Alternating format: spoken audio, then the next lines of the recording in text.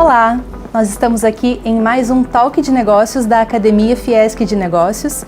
Eu sou Martina Kostolovics e hoje o nosso tema é sobre o que geralmente não é dito no processo de sucessão em empresas familiares. Os sentimentos que ficam guardados, os conflitos que se acumulam em silêncio e o impacto disso na continuidade dos negócios e nos laços familiares. Hoje nós temos duas convidadas aqui muito especiais, Ana Garlett e Elisa Olsen. Então, Ana como mentora em dinâmicas sistêmicas, a Elisa como conselheira e líder em empresa familiar. Esse tema de sucessão e governança, desde o início da Academia Fiesc de Negócios, vem sendo um tema muito rico para nós. Buscamos oferecer às famílias empresárias das indústrias de Santa Catarina ainda mais capacitação e preparação para poderem vivenciar de forma mais estruturada, de forma com mais força, para poderem passar por esse momento desafiador que é para muitas famílias. Em pesquisas que falam sobre a riqueza socioemocional, conhecido como Social Emotional Health, a gente consegue ver que as famílias são permeadas por emoções, por sentimentos, por falas difíceis, mas isso geralmente é visto como algo negativo, como algo difícil de ser lidado. Porém, quando bem entendido, quando estão conscientes de que isso faz parte, visto quais são e colocados na mesa, todas essas questões difíceis, quando elas vêm sendo colocadas, vindo à tona para as famílias, esses pontos eles podem se colocar como os maiores ativos da empresa e não exatamente como um passivo, como muitas podem entender. Então, isso pode ser visto e trabalhado como pontos fortes, o amor, o orgulho e o desejo de se manter um legado. Então, quando tudo isso é muito abordado de forma clara e nítida entre os membros da família, isso pode ser transformado como um ativo, como pontos fortes para serem trabalhados e engrandecendo o negócio familiar. Então, apesar de serem pontos tão delicados, as nossas convidadas aqui hoje, Elisa, Ana, vão poder confirmar para a gente que tudo isso são, apesar de difíceis, são coisas muito naturais. E quanto mais abordadas forem entre os membros da família, mais força eles terão para poderem dar os próximos passos. Então, temos aqui a Elisa Olsen, vice-presidente na Olsen S.A., com formação em administração de empresas e em governança de empresas familiares. Poderia se apresentar, Elisa, falar um pouco mais sobre você? Vamos lá. Primeiro, obrigada pelo convite. É um prazer estar aqui, principalmente ao lado da Ana, né? Muitas trocas, eu acho que fizeram a gente estar aqui hoje. E como vice-presidente, eu tento diversas vezes fugir do tema de sucessão, tento escapar desse diálogo, mas esse diálogo me persegue. Mas além de ser vice-presidente, eu sou segunda geração de uma indústria, né? Então, de fato, cresci correndo dentro da fábrica onde foi fundada pelos meus pais. Então, carrego no meu sobrenome o nome da nossa indústria. Então, eu acho que no lugar de executiva e de filha, essa conversa vai ser muito legal, porque a gente tem um olhar de uma profissional que acompanha muita gente. A gente tem um lugar de uma escola que tem alternativas, né, da indústria, mas eu acho que não é nada que consiga se comparar quando a gente se conecta e a gente entende que, acreditem, de que trabalhar numa empresa familiar, as coisas se repetem demais, né, Ana? A gente muitas vezes se sente sozinho, não consegue dialogar, a gente fica num buraco achando que a gente está solitário nessa jornada, enquanto, na verdade, quase que todas as empresas familiares vivem dores e dilemas muito similares. Então, acho que meu papel aqui hoje é dividir um pouquinho, né, desse desconforto, talvez para conectar um pouquinho mais quem está vivendo o que eu já vivi ou talvez o que eu ainda vá viver dentro da empresa da família. Obrigada por estar aqui, Elisa. E temos também aqui com a gente Ana Cristina Garlett, que além de advogada, com MBA em Gestão Empresarial e em Finanças e Mercado de Capitais, é mentora, especialista em inteligência, neurosistêmica e psicogenealogia. Ana, como que você veio parar nesse mundo de atender famílias empresárias no processo de sucessão? Pois é, um prazer estar aqui, obrigada pelo convite. Bom, eu venho de uma história familiar de um avô que teve um negócio que quebrou. começa já por aí, né? De alguma forma, nós que trabalhamos ou nos envolvemos com as empresas familiares, temos também, todos nós temos, as pessoas que estão aqui nos assistindo, provavelmente terão alguém na família que teve um negócio, que tentou ter um negócio, que às vezes não seguiu adiante. Então, na minha família aconteceu assim, né? Não foi algo que eu escolhi, eu comecei a trabalhar com pessoas e quando eu trouxe a visão sistêmica no meu trabalho com pessoas, ela se mostrou uma solução para ajudar as empresas familiares, porque uma empresa familiar é um sistema e a família é outro, né? Então essa sobreposição dos lugares, a Elisa falou muito bem aqui, né? Eu estou aqui como executiva, mas também como filha, né? Como que nós podemos ajudar as pessoas, como que nós podemos ajudar cada uma das partes dentro desse processo sucessório a encontrar um lugar seguro, a ter inclusive segurança para dizer o que dói, o que está difícil, o que é desafiador. O que eu observo, né, na minha experiência? Todas as partes querem fazer certo.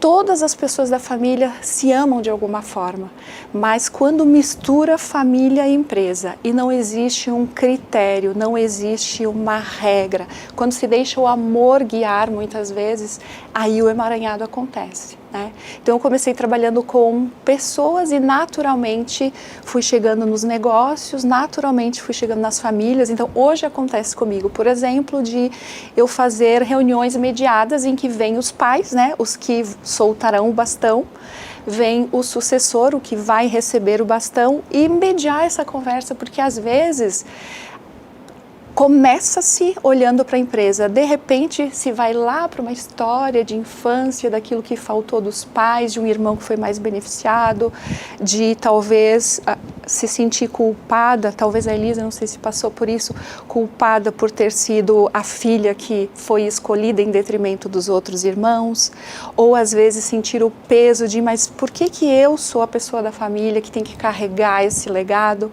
E o que aconteceria comigo se eu fizesse algo diferente? Então, basicamente, as conversas, as dores, os conflitos, as dificuldades, eles vão permeando por isso. Qual que é o meu lugar? O que se espera de mim? E o que eu mesmo desejo? Qual que é a minha identidade? Como que eu posso dizer para os meus pais que desse jeito está pesado? Como que eu posso pedir para eles apoio, mas que não seja uma prisão, né? Como que eu faço com que esse bastão realmente passe para a minha mão? Então essa é um pouco da história, daquilo que eu fui aprendendo, dos dilemas, né? Eu estou acompanhando várias empresas familiares, algumas menores, outras maiores, e em níveis diferentes as dinâmicas se repetem. Muito bacana. Bem, nós vamos abordar 3 blocos principais hoje no nosso bate-papo, do nosso podcast. O primeiro deles é a voz dos pais, o segundo a voz dos filhos e o terceiro como o espaço de encontro entre essas partes. E eu vou começar com uma pergunta para Elisa. Elisa, muitos pais relatam um medo de perder o controle, de não serem mais necessários, serem deixados de lado e até de verem o negócio desmoronar após a saída deles. Você já sentiu isso em algum momento? E como é para você lidar com essa transição emocional do fundador, né, no caso o pai, e a gente está chegando perto do Dia dos Pais, né, então o tema já vem a calhar. Então essa transição emocional do fundador para o papel, eventualmente, de um conselheiro ou um apoiador, dando espaço para você. Isso eu acho que é uma coisa que eu sinto todos os dias. E, na verdade, quando uma empresa se profissionaliza, isso não deixa de existir. Só que isso não pode ser falado, porque existem processos e burocracias que acho que tamponam esses sentimentos que existem quando muito diferente de uma empresa familiar. Quando há uma empresa familiar, há um fundador que ainda preside e faz as escolhas, a alma dele, o sangue dele está muito lá dentro.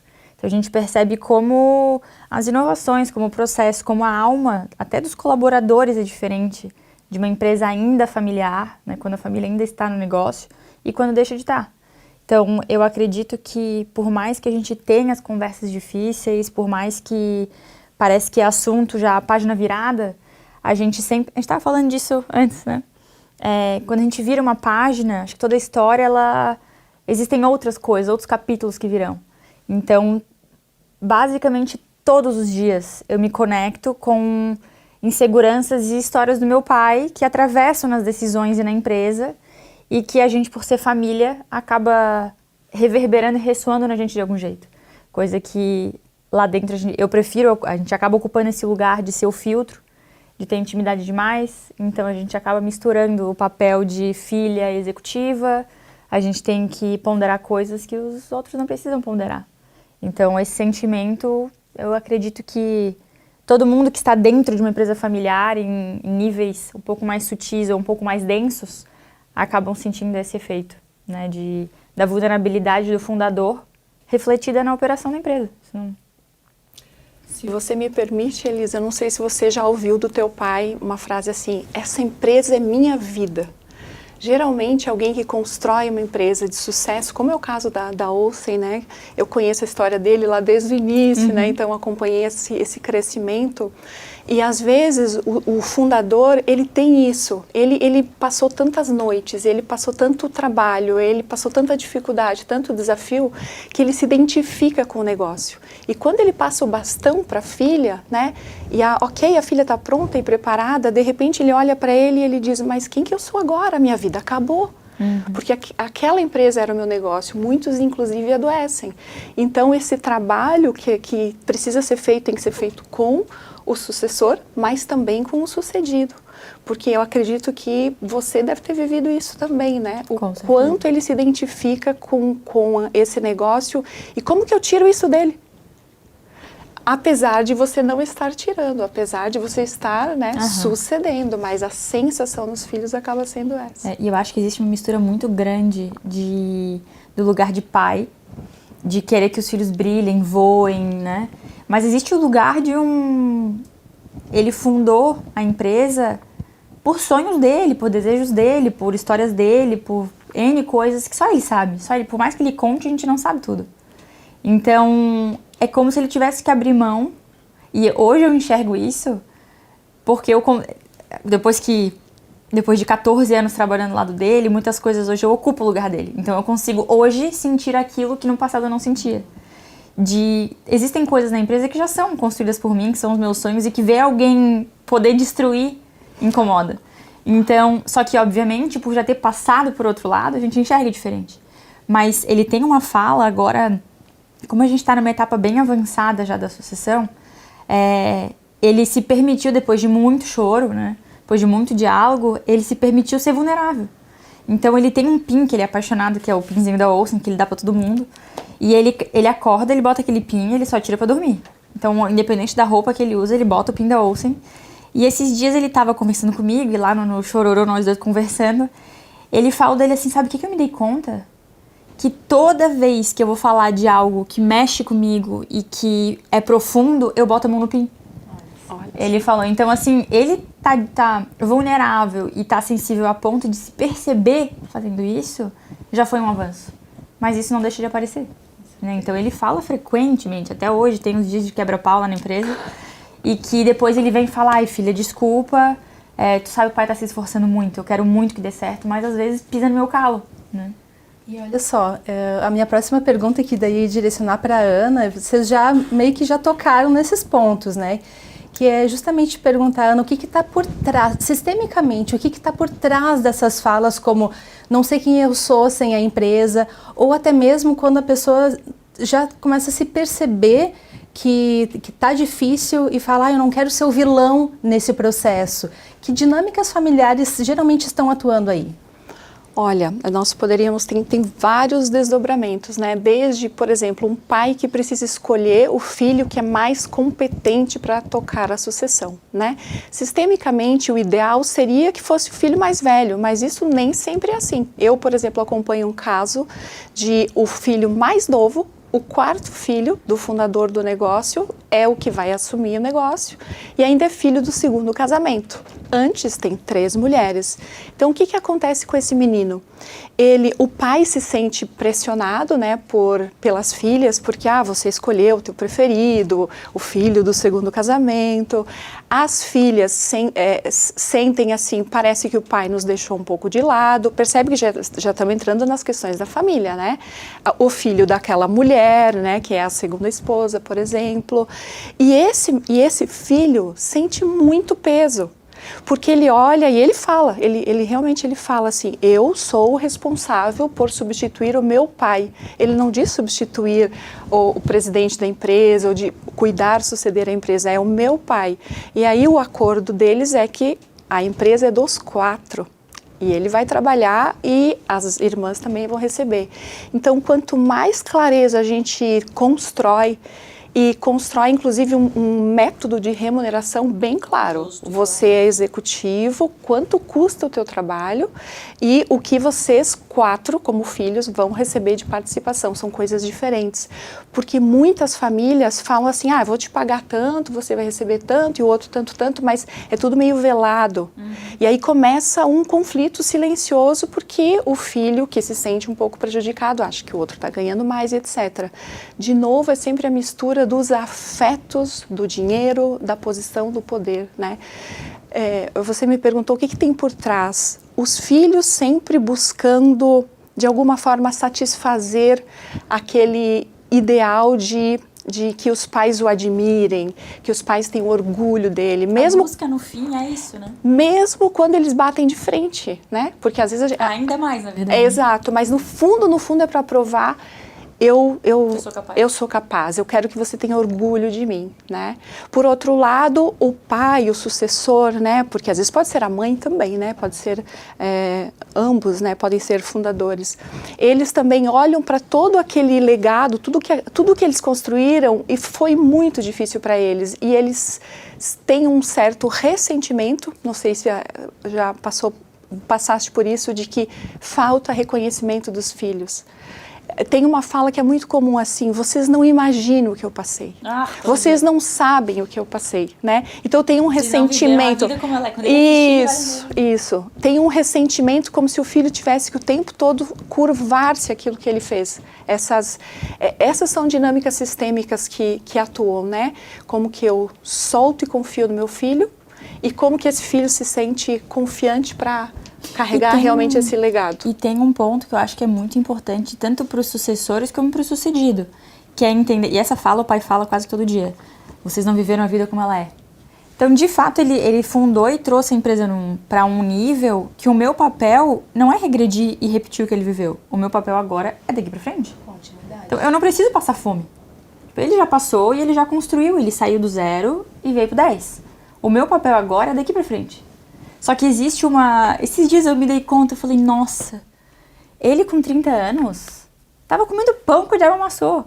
Então ele olhar pra mim e pensar que com 30 anos eu já exerço uma liberdade, eu já tenho uma condição que ele não tinha, às vezes deve soar pra ele até injusto.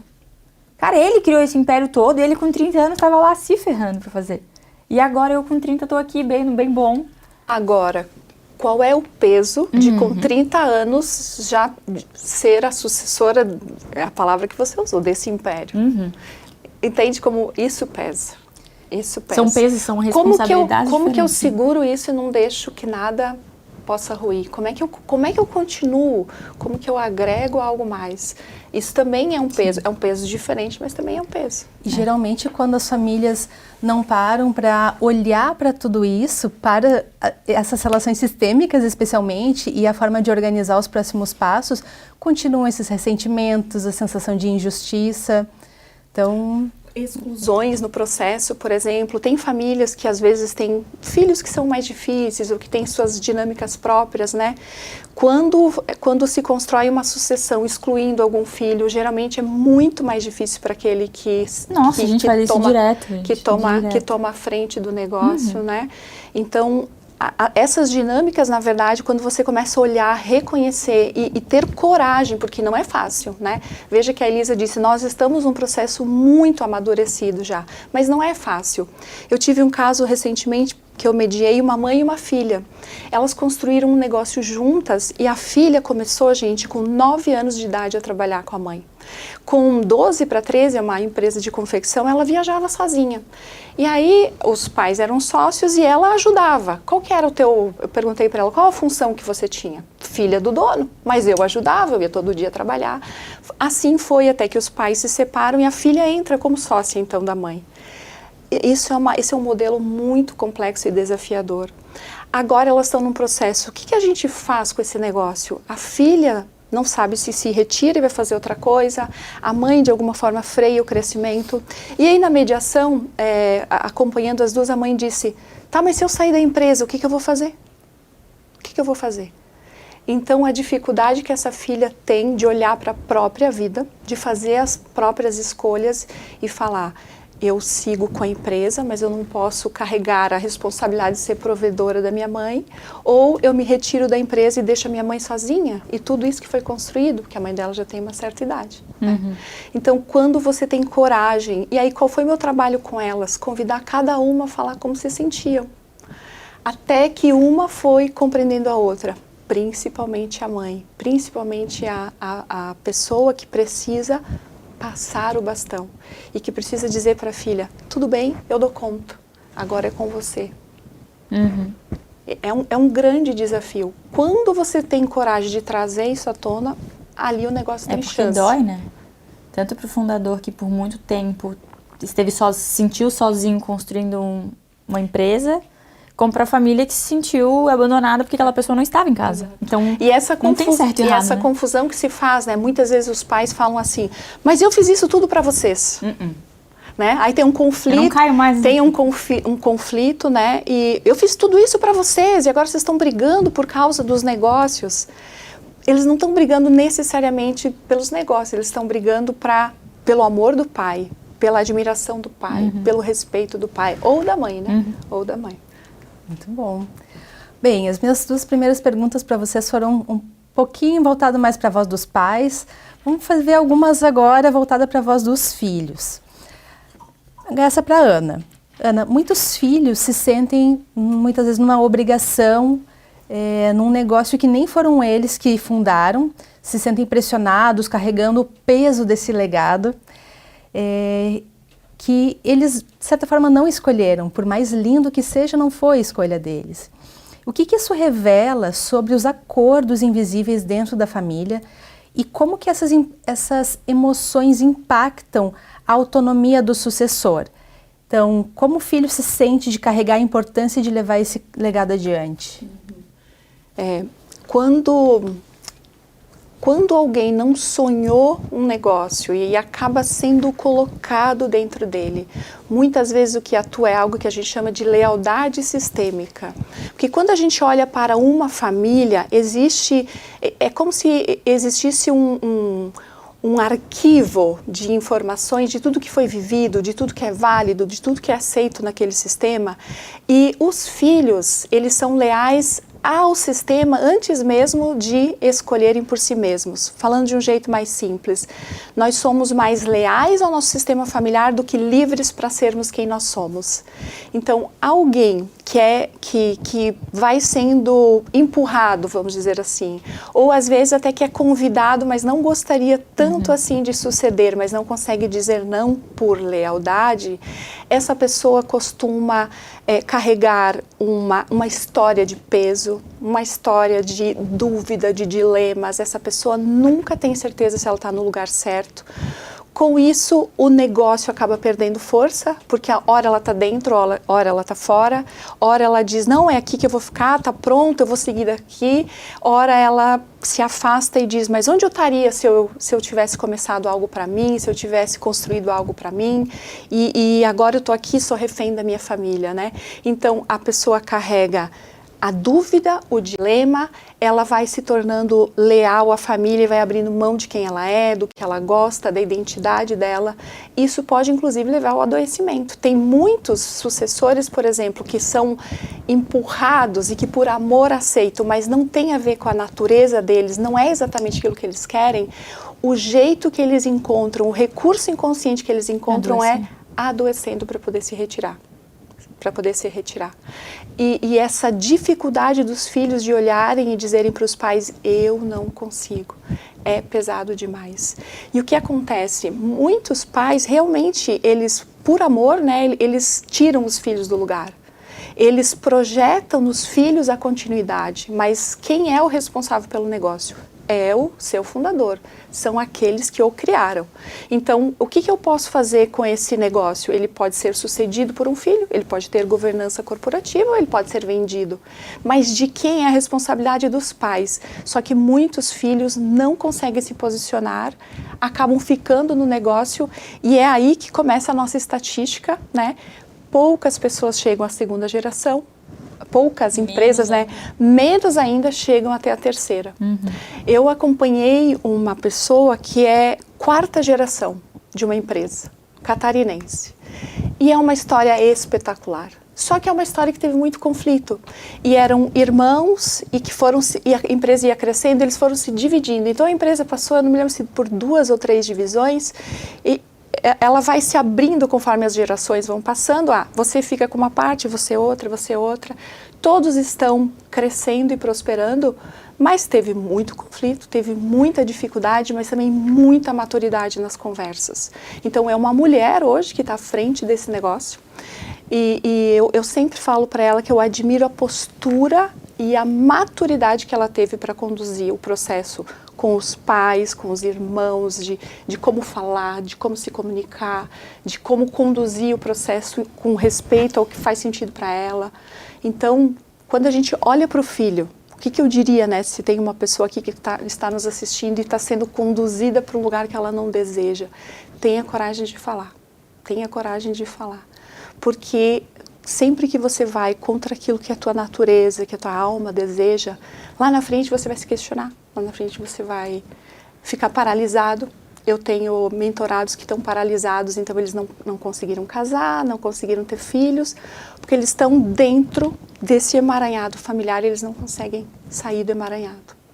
Não conseguem pedir, por favor, me liberem dessa tarefa. Eu quero outra coisa para a minha vida. Parece tão simples, né? Para a gente que olha de fora. Mas para quem vive, é muito difícil. Como se faltasse uma autorização mesmo. Como se faltasse uma autorização. A gente chama isso de lealdade, né? Então, o que a gente trabalha com essa pessoa? Que ela seja capaz de suportar a culpa. E que isso não é contra os pais, é a favor dela e do futuro. Não é contra o legado, é a favor daquilo que faz sentido para ela. Porque a vida é curta demais para a gente passar, né, dentro de um lugar, sentado numa cadeira que não faz sentido para nós, que é desconfortável, que causa dor, que tem peso, né? Muito bem, então agora passando à próxima pergunta, essa eu direciono a você, Elisa. Como alguém que já está no processo de sucessão de forma ativa, o que você percebe que ajudou ou que atrapalhou no relacionamento dos filhos como líderes e não apenas como herdeiros? Então, por ser uma empresa familiar, com pais e filhos, muitas vezes esse entendimento de que o filho é um sucessor, vai ser um executivo, isso está na cabeça do pai, mas nem sempre é feita uma preparação ou nunca houve uma conversa. Como que foi isso no seu caso? Essa é uma pergunta, quando a gente fala de ajudar e atrapalhar, hoje eu enxergo, quando eu olho para trás, eu acho que quando a gente fala atrapalhar, a gente fala sobre as coisas que trouxeram desconforto. Quando a gente fala assim, ele não precisava ter feito desse jeito. Só que quando eu olho hoje e penso nisso, eu vejo que a gente viveu exatamente o que a gente precisava ter vivido.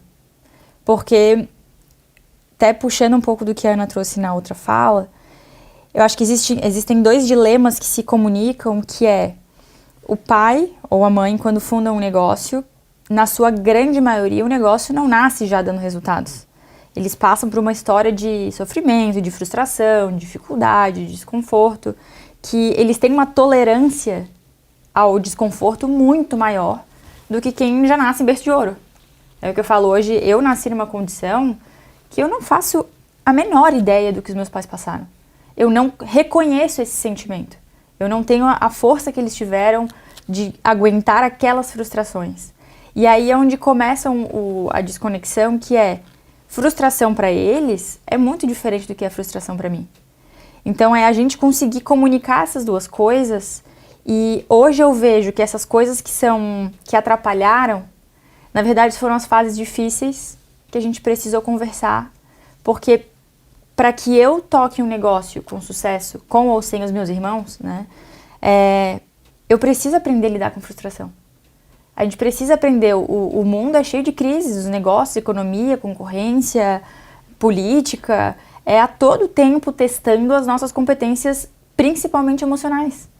Então, acho que lidar com os nossos pais é um presente que a gente ganha de conseguir conquistar a habilidade de lidar com a frustração. Que, de fato, eu ter que brigar com meu pai é muito melhor do que eu ter que lidar e brigar com uma pessoa que eu não conheço. Eu sei que lá no fundo ainda existe amor que compensa no final das contas.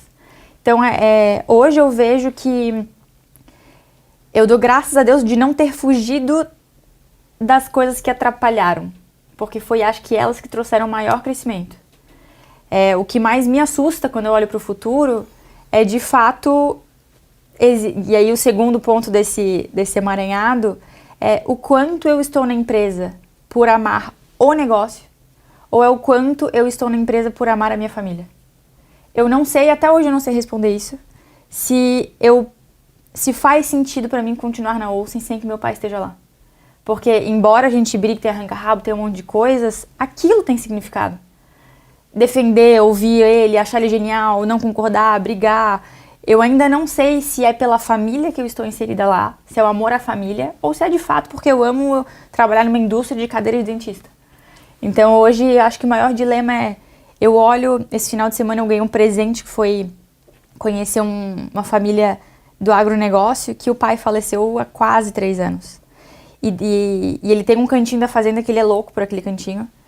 E era, né? Deve ser em outro plano, deve continuar sendo, mas desde que o pai faleceu ela não tinha tido coragem de entrar lá na área da fazenda que ele gostava.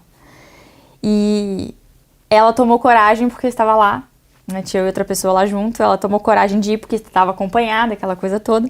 Chegou lá e eu chorei mais que ela, porque no caminho, entrando naquele lugar, eu me conectei com o dia que meu pai não estiver mais lá. Então é uma mistura muito grande de trabalhar na empresa familiar, porque é muito amor envolvido com um negócio. Então acho que esse desafio de a gente aprender a segunda geração, terceira, quarta, tende a não passar as mesmas frustrações financeiras, dificuldade, frustração, o mundo mudou, a gente não precisa mais sofrer o tanto que eles sofreram. Mas são outras frustrações, o peso emocional das coisas é outra dimensão. Os nossos pais não tiveram tempo para ir no psicólogo e falar sobre os dilemas. Hoje a gente tem. Então eu vejo que poder olhar para isso e permitir a família sofrer por isso. Que hoje parece bobo, talvez lá atrás ele acharia bobo, mas isso é o que fez a nossa família crescer muito. E a gente poder tomar a decisão de, se isso vai trazer um conflito para a família, vamos vender o negócio. E a família continua unida. Né? Porque chegou um ponto que a gente não precisa de mais dinheiro. Não, deixou de ser sobre o dinheiro. Deixou de ser uma necessidade, né, na pirâmide de Maslow, uma necessidade. Não, já não é mais. Então, a partir de agora é um ponto que e o que é a segunda geração? O que os 3 filhos querem para o futuro? Faz sentido continuar no negócio? E a gente tem muito contato aqui com famílias empresárias que circulam aqui pela Academia Fiesc de Negócios, em diversos dos nossos programas, e a gente percebe que muitas vezes elas preferem deixar esse assunto para depois porque é desconfortável. Mas é importante a gente trazer esses temas à tona, porque mesmo que sejam desconfortáveis, é natural. Uhum. Então a gente precisa tornar mais comum e mais frequente essas falas, porque faz parte do processo. É natural mesmo enfrentar o desconforto, mas em nome da longevidade daquela família, daquela empresa. E tem um ponto, se me permite complementar, Martina, claro, que eu acho que não há aprendizado que nos prepare para perder alguém que a gente ama. É uma coisa que a gente não se conecta com isso. Por mais que a gente tente, eu vejo que várias vezes fazer um processo sucessório, a preparação do documento, do acordo de acionista, a preparação jurídica, né, de tudo isso, é o tempo todo tendo um bate-bola ali, um bate-papo sobre se um morre, se o outro morre, se um briga, se separa, é o tempo todo falando sobre frustração. Então, isso conecta a gente com a finitude, mas que de fato, por mais que a gente fale, a gente não se conecta com perder alguém que a gente ama. Acho que não tem nada parecido com viver essa situação de verdade, né? Muito bom. Bem, e indo para o nosso terceiro e último bloco agora, sobre esse espaço de encontro, né, entre pais e filhos, tem uma pergunta para a Ana. Ana, você costuma dizer que o que não é dito acaba decidindo por nós. Então, quais caminhos práticos podem abrir esse espaço de diálogo, um diálogo seguro entre as gerações? Eu sempre recomendo, né? Aqui a Elisa acabou de descrever o que é uma lealdade sistêmica, não sei se vocês perceberam, né? Ela disse, eu não sei se eu disse sim para essa sucessão porque eu amo o negócio ou porque eu amo a família. E quando ela se sente autorizada a falar isso num podcast, que provavelmente o pai dela vai assistir, é porque ela está num ponto onde vocês alcançaram uma grande maturidade enquanto família. Então, vocês já deixaram de ser uma empresa familiar e se tornaram uma família empresária. Uma família que tem um negócio e que pode decidir o que vai fazer com esse negócio. Então, qual sempre minha orientação? Clareza. Ser capaz de falar o que você sente, ser capaz de comunicar, entrar em contato com você, com o que você deseja, com a tua identidade, fazer-se essas perguntas que a Elisa, né, compartilhou que ela faz até hoje, porque é a partir de reconhecer aquilo que é, reconhecer aquilo que dói, reconhecer que você não pode salvar um negócio para os teus pais. Esse lugar é muito pesado e vai adoecer uma pessoa. O caminho é sempre olhar para o outro e ser verdadeiro, falar daquilo que você sente. Não é contra você, mas eu preciso falar como eu me sinto. Então, ali, essa família consegue crescer. Claro que é muito importante ter mediação, ter ajuda. Qual é a hora de começar a falar sobre isso? Antes que seja inevitável, né? Eu tive um caso de uma pessoa do agro, eu lembrei dela, Elisa, que você também falou, que o marido faleceu repentinamente, né? E eles tinham 3 filhos, 2 trabalhavam no negócio, mas não estava nada organizado. E aí a esposa veio para um trabalho e a gente estava num grupo e ela disse, eu quero que vocês jamais esqueçam do que eu vou dizer para vocês. Nunca deixem ser necessário e obrigatório falar sobre isso. Vocês precisam planejar antes, o quanto antes. Então é exatamente o contrário do que na nossa cultura acontece, né? A gente vai deixando, a gente vai empurrando para debaixo do tapete aquilo que é difícil. A minha recomendação é sempre essa. A conversa, a clareza, a coragem. Para os filhos, você não tem a responsabilidade e a obrigação de salvar o negócio. Mas se você disser sim, você se torna responsável pela sua decisão. Então, cada escolha tem a sua renúncia e tem o seu preço. Para os pais, exigir, esperar que o teu filho continue algo que você criou é conduzir esse filho, às vezes, para um adoecimento, para uma vida de infelicidade. Custa caro demais. É o que a família da Elisa já percebeu. Se for ok para ela, se for algo que vai trazer crescimento e felicidade, sim. Se for algo que vai adoecê-la, que vai ser pesado, vai ser algo que restringe a vida dela, então temos um plano B. Temos uma outra possibilidade, uma governança ou até a venda do negócio. Muitos dos que estão nos assistindo, nos ouvindo nesse podcast, podem ter alguma dúvida de perceber a diferença entre família empresária e empresa familiar. Na sua visão, qual que é a diferença desses dois termos? Parecem tão similares, né? Mas quando a gente fala de uma família empresária, é uma família que tem os seus investimentos, que tem os seus projetos e essa empresa é uma delas. Quando nós temos uma empresa familiar, é onde acontece muita mistura e a família se identifica com aquela empresa. Os lugares são sobrepostos e fica difícil separar o que é o quê. As conversas e as falas são muito mais sobre quem vai assumir e existe uma dificuldade em deixar essa empresa como parte, mas não como o todo. Numa família empresária, a família tem um campo e essa empresa faz parte, junto com várias outras coisas. A história da família, a vida dos filhos, o futuro desses filhos, o que cada um deseja. Nas empresas familiares, tudo está misturado. Os filhos estão dentro, às vezes a esposa está dentro, o amor, o afeto, o dinheiro, às vezes se mistura, o uso do dinheiro. Essa é a grande diferença. Na minha percepção, na forma como eu trabalho. Eu busco sempre conduzir as famílias a chegarem nesse modelo. Nós somos uma família que tem um negócio. Faz sentido para nós mantermos esse negócio? Tem alguém na nossa família que ama esse negócio e quer tocá-lo? Ok, não é possível. Vamos planejar como que esse negócio pode sobreviver ou pode continuar sem que seja na nossa mão, né? Isso é perfeitamente possível. Uma questão de posicionamento, né? E a gente volta para aquela questão da identificação entre a empresa é minha vida, então que a gente possa levar as famílias a se tornarem mais famílias empresárias do que estarem simplesmente presas numa empresa familiar, né? Exatamente. E Elisa, que aprendizados você destacaria para outras famílias que estão nesse momento? Então, existe um momento certo para começar a falar sobre sucessão para você? Quando alguém tem coragem de tocar nesse assunto, porque é muito delicado, é que é muito subjetivo isso, né? Porque eu acredito que cada um vive, as coisas acontecem exatamente do jeitinho que tinha que acontecer, né? A Rainha Elizabeth caiu no colo dela, né? Quando a gente para olhar, tem várias famílias que falam desde sempre, e quando acontece sucessão quebra o negócio, tem outras que o pai ou a mãe morrem e cai no colo da pessoa e a pessoa transforma o negócio. Não tem certo e errado, né? Mas o que mudou para minha família, hoje desse lugar eu consigo falar sobre mim, né? Que certamente se eu seguisse no modelo que a gente estava seguindo há alguns anos atrás, certamente eu já estaria doente. Eu não estaria feliz, a minha relação com meus irmãos não seria boa, porque eu estava vindo de um modelo onde era uma empresa fundada por uma pessoa que tem uma família, uma empresa familiar, onde não deu o direito de escutar e de envolver todo o sistema familiar que interfere, né?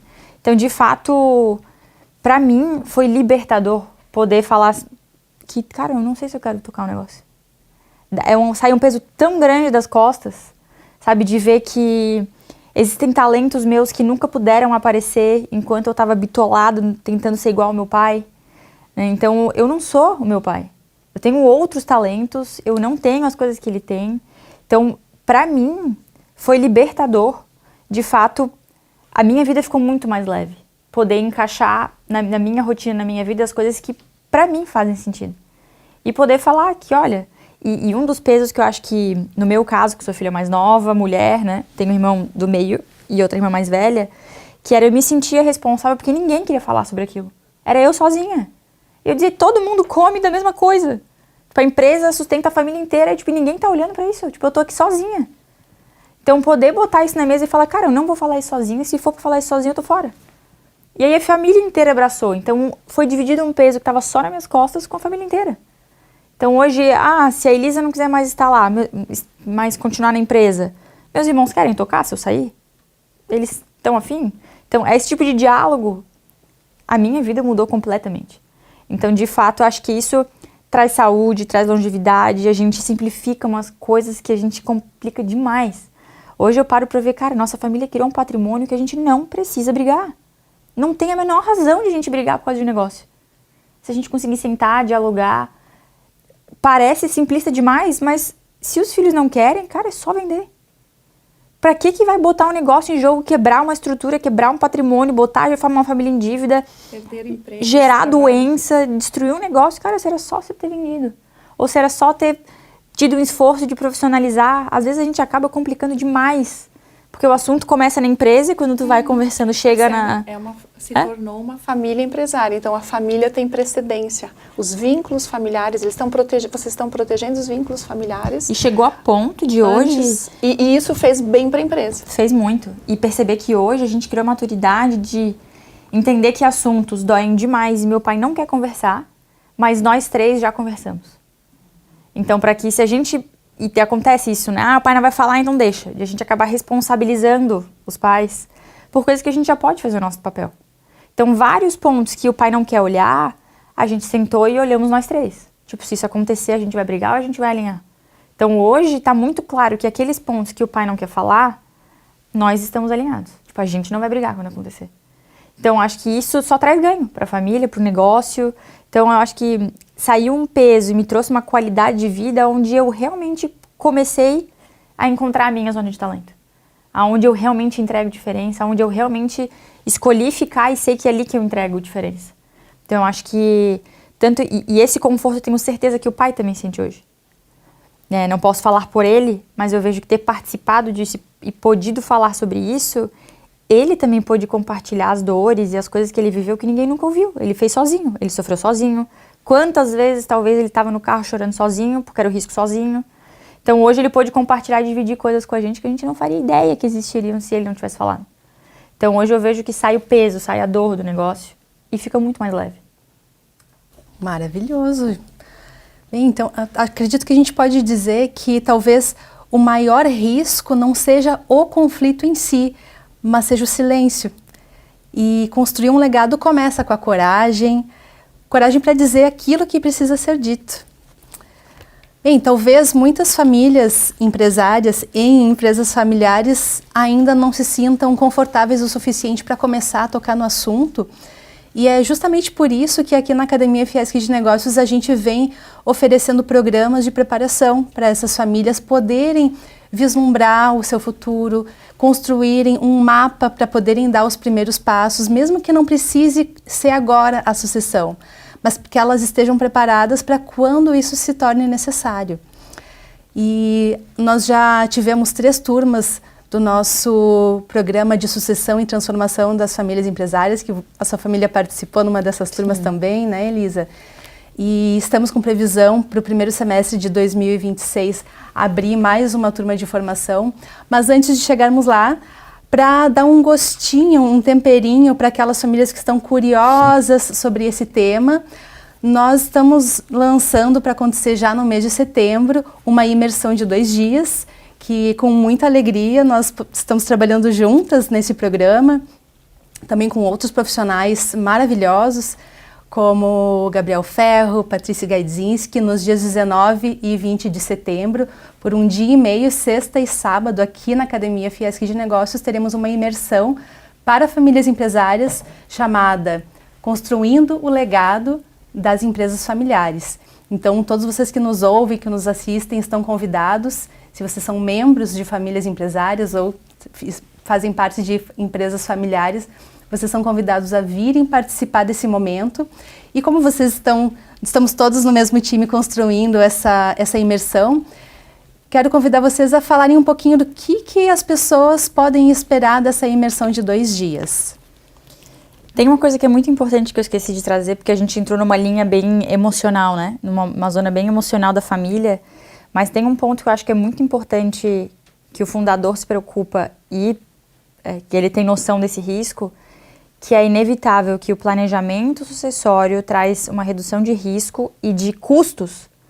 Então hoje, quando alguém falece e não existe planejamento, às vezes a empresa para porque ela entra em inventário e ninguém consegue assumir a operação da empresa. E isso pode quebrar o negócio. Ficam 2, 3, 4, 5, às vezes 10 anos a empresa enrolada e trancada por conta disso. Então existe o custo de faço holding ou não faço holding, dou ou vendo. Hoje existe um planejamento tributário que acho que esse é o maior ganho que atrai os fundadores, que é a gente economiza milhões fazendo planejamento tributário.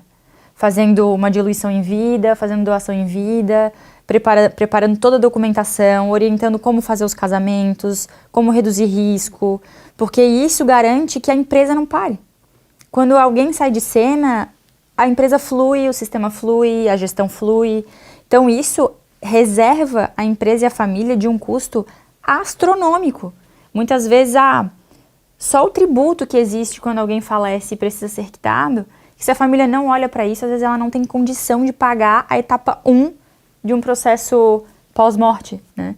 Então, de fato, esse planejamento, a parte prática, né, e real dela é, de fato, a economia tributária. É muito dinheiro que deixa de ser gasto e se torna saudável para o bolso da família E para a operação da empresa, que também a gente vai falar aqui, quando a gente envolve Patrícia, Gabriel, né, e a gente envolve o lado emocional, porque o lado emocional precisa estar bem, a pessoa precisa estar encorajada para falar sobre as coisas difíceis, para que o jurídico e tributário aconteça com leveza. Para que a gente possa falar e preparar, porque no fim das contas, o objetivo de as pessoas estarem bem é para que o negócio esteja bem, né? E tudo isso flui de forma leve. Então a gente montou uma equipe bem complementar, que é para poder preparar as pessoas para planejar estrategicamente o futuro de uma empresa. E da família, evidente, também, né? Então eu acho que o maior ganho que a gente vai ter nessa imersão é poder dividir um pouquinho e sensibilizar, porque duas pessoas da família, né? A família vindo juntas para cá, sai do lugar de solidão, que é como geralmente as empresas familiares se sentem quando elas não falam sobre isso. Então, sentar, ouvir todas as histórias, ter o espaço para choro, de sigilo, falar, a gente se fazer parte, né? A gente pertencer a um grupo que te vê que não é só a gente, é muito rico. Então, acho que essa é um lugar onde em 2 dias a gente consegue sensibilizar e fazer as pessoas se conectarem com o que realmente é importante no processo sucessório. Então, diria que é isso. Eu acredito que também para quem se sente perdido, que não sabe como fazer, não sabe por onde começar, muitas empresas que estão vivendo dificuldade ou conflito, né, na sucessão, elas acreditam que não vai ser possível, eles têm medo, têm resistência. Então, para essas pessoas vai ser muito importante perceber que tem um caminho, perceber o que fazer e o que não fazer. Nós vamos demonstrar, né, de forma bem clara quais são as dinâmicas sistêmicas que podem atuar no pano de fundo, no invisível de uma sucessão e como que você lida com elas. O que fazer e o que não fazer. E isso já é um manual de bolso também, né? Porque muitas vezes você não sabe se você está fazendo certo, se você está fazendo errado, se você espera o tempo do teu filho, se você apressa. O que você tem que fazer afinal, né? Então, para quem também se sente perdido e quer saber como que eu começo, qual que é o primeiro passo, vai ser uma oportunidade única de estar aqui com a gente. Muito bom. E se vocês pudessem, então, deixar uma provocação, assim, para os membros das famílias que ainda estão hesitando de dar esse primeiro passo, de iniciar a preparação para vivenciar a sucessão e virem poder participar da nossa imersão, da nossa formação. Que provocação que vocês podem fazer com essas famílias que estão hesitando? Eu diria que não tem nada a perder. Quando a gente escuta uma resistência de vir e tá nesse lugar, é uma resistência que para mim não faz tanto sentido. Porque, de fato, não são meses, são 2 dias, hoje a gente vai falar sobre coisas que precisam ser ditas. Então, ao meu ponto de vista, nem os sucedidos, nem os sucessores têm nada a perder vindo para cá. Então, se é um assunto que não é tão difícil como as pessoas acham, a gente só não fala disso porque ainda não é necessário, então venha. Porque o máximo que pode acontecer é sair daqui dizendo que não valeu a pena. Ou que realmente não precisava, já estão com tudo organizado. Que a gente tem certeza que não vai permear por esse tom, né? Mas que, de fato, se é uma coisa tão simples, que só não é necessário, então venha. Para experimentar, conhecer pessoas. Às vezes a gente está numa empresa familiar, a gente fica dentro daquela bola e a gente não conhece o mundo fora. Então, de reconhecer o mundo fora, vir aqui são 2 dias. A gente não tem networking, pelo menos, né? A gente não tem nada a perder. A primeira vez que o pai pisou aqui nessa imersão, ele veio porque ele não tinha nada a perder. Ele veio pagar para ver. E ele se apaixonou. Então, o que eu digo dê uma chance ao assunto. O máximo que vai acontecer é somente ser 2 dias que talvez não tenha valido a pena, que eu tenho certeza que não vai ser isso. Não vai acontecer. Eu diria que a vida coloca pra gente sempre desafios. E para muitas famílias, esse encontro pode ser aquilo que a gente chama do ponto da inflexão, a virada, né? Onde, de repente, você encontra um caminho, encontra a clareza. Então, eu tenho certeza que vai ser o melhor investimento que alguém pode fazer, porque muitas vezes a gente não percebe, é difícil mensurar quanto se perde por falta de planejamento. Quanto que se perde de performance, de resultado mesmo, por falta de planejamento. Então, é um espaço também de vocês saírem desse lugar que vocês estão habituados, desse ambiente em que vocês estão sempre habituados, vir para um local diferente, neutro, afastar-se um pouco daquele campo da empresa e poder olhar para ela um pouquinho mais de longe, através de uma visão nova. Às vezes você vai ter muitos insights novos que lá no dia a dia, nas tarefas, na tribulação do dia a dia, você não enxerga. Muito bem. Então, que esse convite fique para as famílias lembrarem que lá dentro da empresa também existe a família, né? E que se permitam dar esse local de fala, de escuta, para poderem planejar os próximos passos e a sucessão quando for necessária. Ana, Elisa, muito obrigada por esse momento aqui, essa troca tão rica. E nos vemos presencialmente aqui com todos que puderem aceitar esse convite nos dias 19 e 20 de setembro de 2025, na imersão Construindo o Legado das Famílias Empresárias ou das Empresas Familiares. Até lá! Até logo!